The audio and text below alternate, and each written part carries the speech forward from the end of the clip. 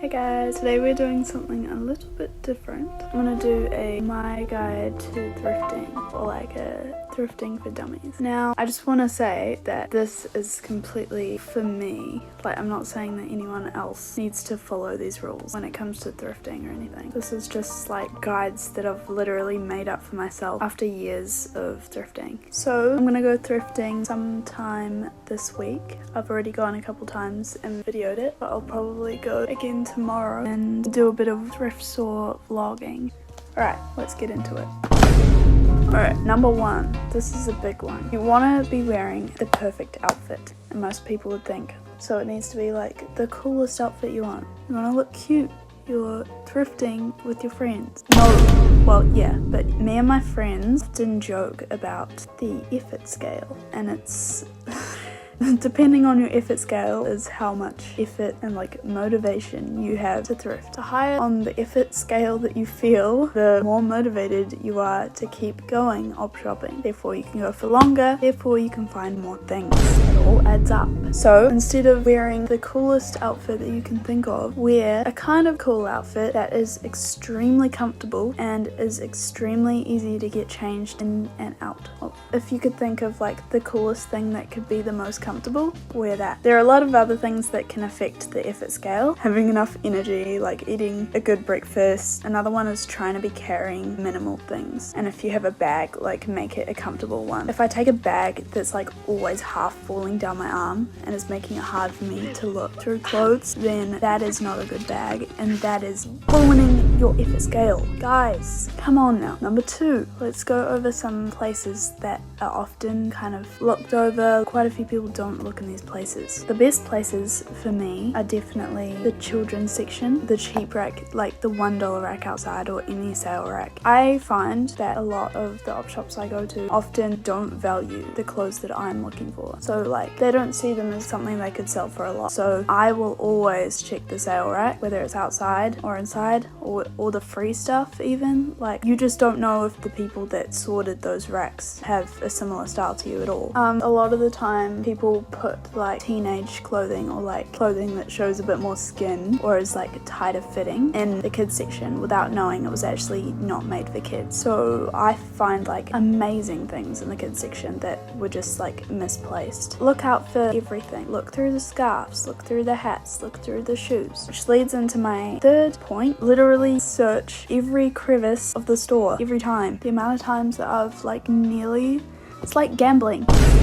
The amount of times that I've nearly given up on the store and then like a minute later I find the most beautiful thing I've ever seen in the whole world. Don't make your friends that don't like op shop with you, because they'll want to leave earlier than you and then you can't look at anything. Do something else with them. Don't make them op shop with you. If you're out for success in op shopping and you want to find something, you need to have the time and effort to look. Because if you have a friend that tries to get you to leave in an op shop before you're done looking, not a real friend. No, I'm kidding. Is it 4 now? 4 point?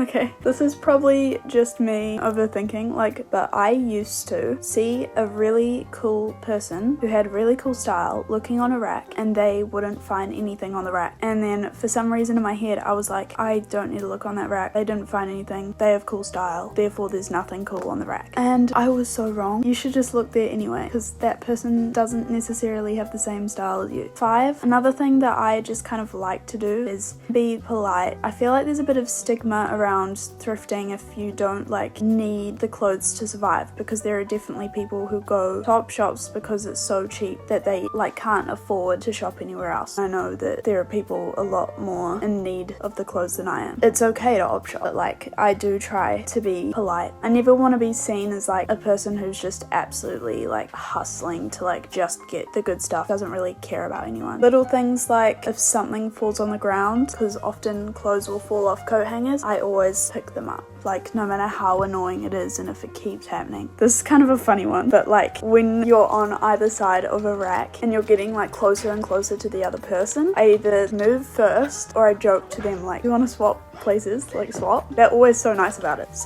Number 6, always try things on. The amount of stuff that I've bought that doesn't fit me, isn't cool, and I bought it just because I didn't try it on is ridiculous. Try things on, everything. Even if you can't be bothered, try it on. Because it's honestly it feels so bad, like when it doesn't fit, or like it doesn't fit how you want it and it turns out it's not actually cool. It's kind of like a half one. In my wallet, I have all of these little cards.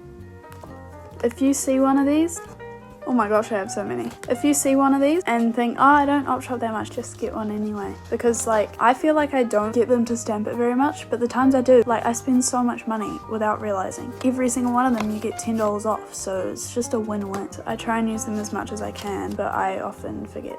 Yeah, I'm really close on this one. Right guys, I'm about to go op shopping, but I have one last point. One thing that I forgot to mention was like your mindset when going into an op shop. I went through a phase where like I would scroll on Pinterest and Instagram and like see pieces of clothing that I thought were really cool, and I would decide I want to like be on the lookout for those. But when I did that, I would always be disappointed because the op shops are never going to have the exact garment that you're looking for. And I mean, like I was looking like down to the brand, like the exact thing. So when you go, just have an open mind. You're never gonna find one specific thing, but you can be creative with what you find. I mean, it definitely does help looking through like Pinterest to inspire yourself, but don't go looking for like anything specific. Just have an open mind. That's everything. Bye! It's haul time. First up, we've got this top, which is so cute. Oh my gosh. I think it kind of looks like one of those little Brandy Melville tops that they were putting out a while ago. Also, I think I'm going to cut it shorter because I want to cut it like just below where the buttons stop. Next up, this top. I got it thinking it's very Lorelai Gilmore, and button shirts are cool. And I like how this one like has heaps of random ties around it and stuff. I'll probably wear it with something other than jeans. Probably wear it with like black business pants or something. I feel like that would be cool. This was actually such a find. Could not believe when I found this. The brand is Camiseta. It's so cute. It's a little bit small for me, but I don't care. I'm gonna wear it all the time. And again, with probably something other than jeans. This is so cool. This was an amazing find. I'm gonna wear this all winter. It kind of makes it look, the shirt look double-breasted, and it's a little bit of a turtleneck as well. I love it. This scarf I literally found in the $1 rack. It can also like look really skinny, but it's not. It's actually quite thick. This was actually so scary to buy, and I understand if you think it's disgusting, but I have a vision. It's also vintage New Balance by the looks of it. Super, obviously 2000. This one, I don't even know if I love it, but I feel like I've seen something like this around. I like the sleeves and stuff. I just don't like how thin the material is and like how flimsy it is. I like the neckline and the sleeves. This skirt is so cool. I actually love the skirt so much. It's like almost schoolgirl, but like businesswoman. Guys, I'm gonna be I'm gonna be an office siren, so watch out. So cute. This shirt is like the perfect fitted shirt I think I could have ever found. Like it's not too fitted that it's about to pop open. It's even darted at the back and stuff. Like it's so cool. And I like how the shoulders puff a little bit up. It's just...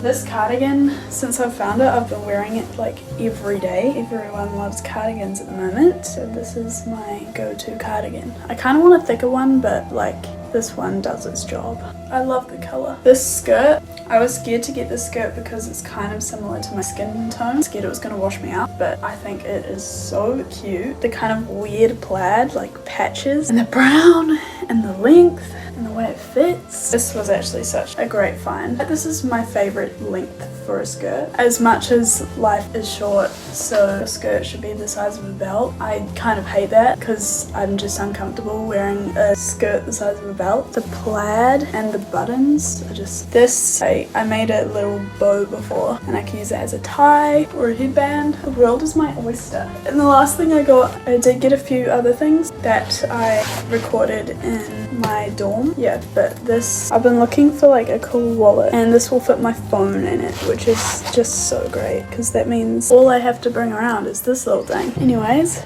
that's everything.